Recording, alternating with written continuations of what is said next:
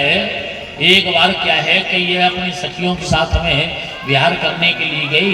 वहां दुर्बल नाम का जो राक्षस था उसकी छाया इनके गर्भस्थ शिशु पर पड़ गई, तो जिससे कंस की उत्पत्ति हुई। और श्री हिताश्रम में है ना, जो हरिवंश पुराण में उल्लेख कुछ अलग मिलता है। क्यों उसमें उल्लेख मिलता है कि उग्रसेन की जो पत्नी थी ना, उनके साथ में राक्षस ने उग्रसेन का भेष धारण करके आकर के उनके साथ में सहवास किया, जिसके कारण कंस की उत्पत्ति हुई।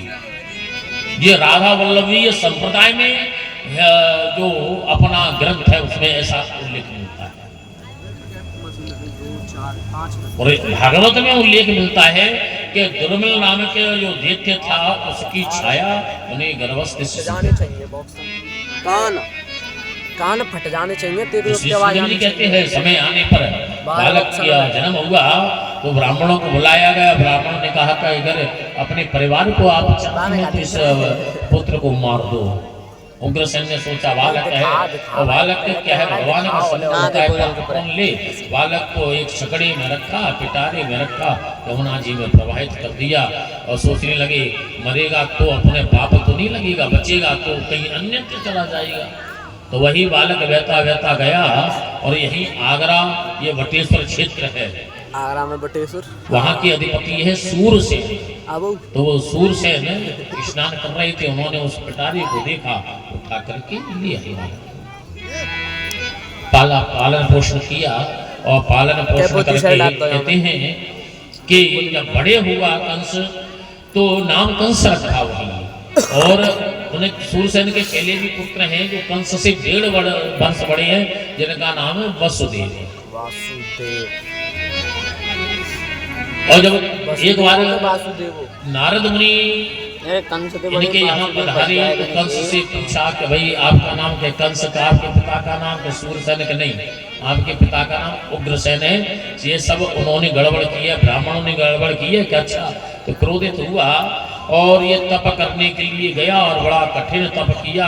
कठिन तप करने के लिए के पश्चात में ब्रह्मा जी से वरदान प्राप्त करके ये शक्तियां धारण करके लौटता आ रहा है। जितने भी दैत्य थे सबको जीत करके लाया, इसके नहीं थे, जीत करके लाया। और सबसे शर्त रखती कर मैं पराजित हो जाऊं तो तुम मेरे स्वामी बन जाना, और तुम पराजित हो जाओ तो मैं तुम्हारा स्वामी बन जाऊंगा, मेरी सानिध्यता में रहो।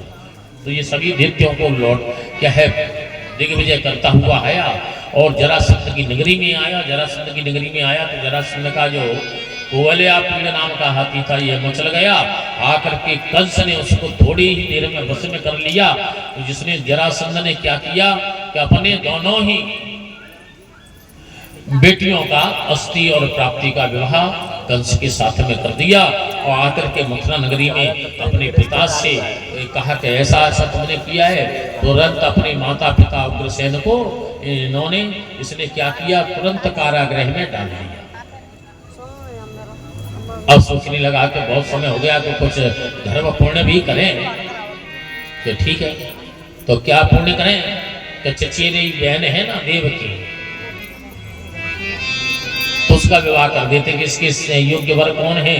बोले कि हमारा मित्र है ना वसुदेव, उसके साथ में कर देते हैं। तो वसुदेव के साथ में सगाई करके आ गया। समय आने पर वसुदेव बारात को लेकर के आए तो उसने बड़ी धूमधाम से विवाह किया और हजारों लाखों घोड़े, हाथी, आभूषण, रत्न सब दान में दिए और स्वयं ही रथ बनाकर रथ को सजा करके अपने हाथ से विदा करने जा रहा था। तो जैसे विदा करने गया तो रास्ते में आकाशवाणी हुई, हे कंस, जिस बहन को इतने प्रेम से तू विदा करने जा रहा है ना, उसका ही जो 8वां पुत्र होगा, गर्भ होगा, तेरा काल होगा। यह आकाशवाणी देख सुनी, तुरंत इसने रथ को रोका और देवकी के बाल पकड़ करके मारने के लिए उद्यत हुआ। तो वसुदेव ने रोक दिया कि ये क्या कर रहे हो भैया? अरे तो हमारे पुत्रों का भी सुना नहीं है आपने? बोले कि इनके पुत्रों से ही तो तुम्हें खतरा है। हम आपसे वादा करते हैं, वचन देते हैं, इनके जो पुत्र होंगे आपको सौंप देंगे, आप जो उनको दंड देना चाहो। वसुदेव की बातों को मान करके कंस देवकी और वसुदेव को को लाया मथुरा में और दोनों के हाथों में हथकड़ी, पांव में बेड़ी, जेल में। तो श्री सुखदेव जी कहते हैं इस प्रकार क्या है, पहला जब समय आया तो पहला पुत्र हुआ जिसका नाम कीर्तमंत रखा गया। बंदे, अच्छा। तो ये